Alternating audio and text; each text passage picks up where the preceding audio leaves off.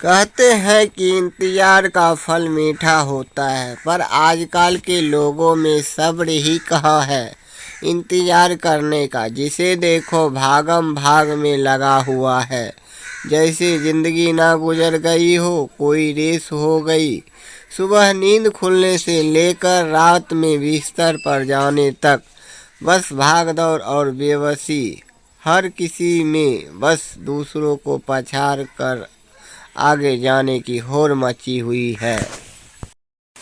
चाहे आज के इंसान को झूठ क्यों ना बोलना पड़े, चोरी क्यों ना करना पड़े, कुछ लोग गलत काम करके आगे बढ़ गए।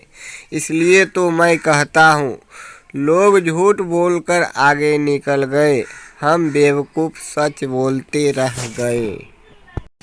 किसी को कुछ नहीं सूझ रहा, आखिर क्यों? जरा एक पल को कभी ठहर कर सोचिए तो क्या फ़ायदा है इस ज़िंदगी में, इस भाग दौड़ का, जिसमें कोई सुकून नहीं और ना ही किसी चीज़ की राहत नहीं, और ना ही अपनों का साथ शामिल है और ना गैरों का दुख दर्द।